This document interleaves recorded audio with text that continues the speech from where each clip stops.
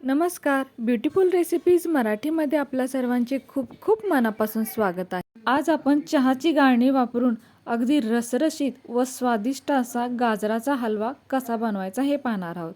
तर व्हिडिओला सुरुवात करूया. त्यासाठी इथे मी 1 किलो गाजर घेतलेले आहेत. तर हे गाजर नेहमी जे आपल्या मार्केटमध्ये मिळतं तेच गाजर आहे. तर गाजर स्वच्छ धुवून घ्यायचं. आता गाजरावरती जी केसांसारखी बारीक मुळं असतात ती काढण्यासाठी आपण काय करतो, एकतर चाकू किंवा पिलरचा वापर करून गाजराची थोडीशी साल काढतो. पण यामध्ये काय होतं, गाजराची साल खूप जाते, म्हणजे गाजर खूप प्रमाणात वेस्ट होतं. तर त्याऐवजी काय करायचं, अशी चहाची गाळणी घ्यायची आणि या गाजरावरून फिरवायची. तर बघू शकताय, जी ही बारीक मूळ आहे ती अगदी सहजपणे निघून जातात आणि खूप साल न जाता अगदी थोडी साल यावरची जाते. तर हे पहा, अशा प्रकारे ही गाळणी या गाजरावरती फिरवून घ्यायची. तर बघू शकता इथे या गाजरावरची सर्व बारीक मुळं निघून गेलेली आहे आणि गाजर अगदी स्वच्छ दिसत आहे.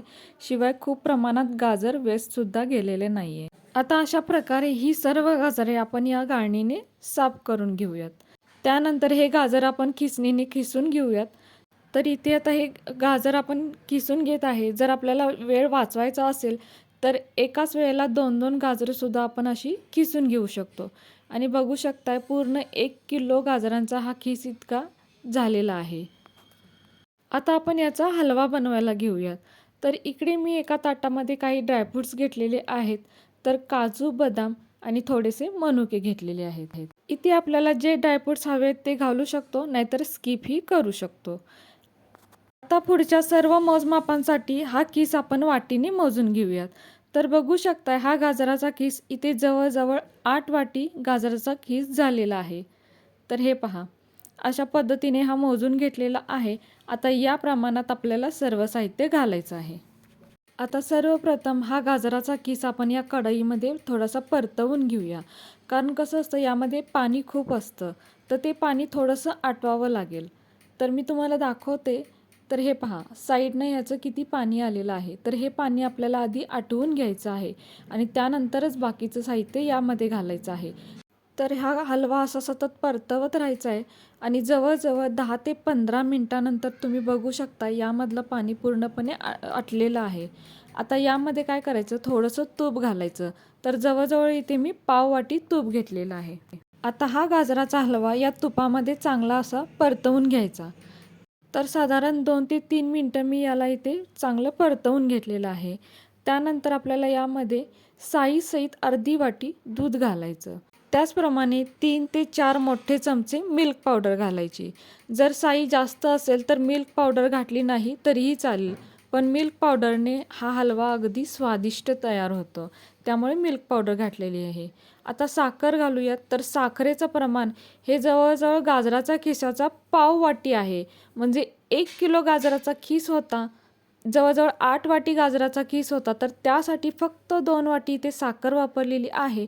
म्हणजे 1 किलो जर गाजराचा खीस असेल तर त्यासाठी पाव किलो साखर घातली तरीही चालेल. जर जास्तच गोड आवडत असेल तर थोडंसं प्रमाण वाढवू शकता किंवा हे प्रमाण अगदी बरोबर आहे. तर आता बघू शकताय, साखर घातल्यानंतर जशी ही साखर मेल्ट होते तसा हा हलवा परत एकदम पातळ तयार होतो. तर आता याला काय करायचं, अधूनमधून परतवत राहायचं व हे सर्व चांगलं आटवून घ्यायचं आहे. त्यानंतर आपला हलवा अगदी छान तयार होतो. तर हे पहा, अगदी 10 मिनिटातच असा हा हलवा तयार झालेला आहे आणि इथे आपला हलवा अगदी छान असा स्वादिष्ट तयार झालेला आहे. आता यावरती आपण ड्रायफ्रुट्स घालूयात. तर काजू, मनुके, बदाम हे असं मी वापरलेलं आहे. तुम्हाला जे काही ड्रायफ्रुट्स आवडत असतील ते आपण इथे वापरू शकतो. त्याचसोबत मी इथे थोडीशी वेलची पावडरसुद्धा, म्हणजे एक अर्धा ते पाऊण चमचा वेलची पावडर घातलेली आहे. तर वेलची पावडर ही अगदी शेवटीच घालायची. त्यामुळे काय होतं, वेलचीचा स्वाद अगदी छान येतो या हलव्यामध्ये. तर इथे असा आपला स्वादिष्ट असा हलवा तयार झालेला आहे. तर अगदी छान रसरशीत असा हा हलवा तयार होतो. तर आता एका सर्विंग प्लेटमध्ये आपण काढून घेऊयात. तर गॅस आता आपण इथे बंद केलेला आहे. थंड झाल्यानंतर तो अजून घट्ट होतो. तर इथे एका सर्विंग प्लेटमध्ये मी हा हलवा काढून घेते आणि बघू शकताय किती छान असा हलवा आपला तयार झालेला आहे. अगदी रसरशीत दिसत आहे. चवीला सुद्धा तो तितकाच टेस्टी म्हणजे अगदी भन्नाट लागतो. तर आता आपण इथे टेस्ट करून बघूया म्हणजे आपल्याला कळेल साखरेचं प्रमाण वगैरे बरोबर आहे का. तर हा 1 चमचा हलवा मी खाऊन बघते आणि वाव, खरंच मस्त, अगदी टेस्टी तयार झालेला आहे. खूप छान तयार झालेला आहे. गोडाचं प्रमाण तर अगदी परफेक्ट आहे. यापेक्षा जर साखर वाढवली असती तर ते खूप गोड झालं असतं. तर फ्रेंड्स, कशी वाटली तुम्हाला ही आजची रेसिपी? जर रेसिपी तुम्हाला आवडली असेल तर व्हिडिओला एक लाईक नक्कीच करा. नवीन असाल तर आपल्या चॅनलला सबस्क्राईब करा. सोबत बेल आयकॉन प्रेस करा.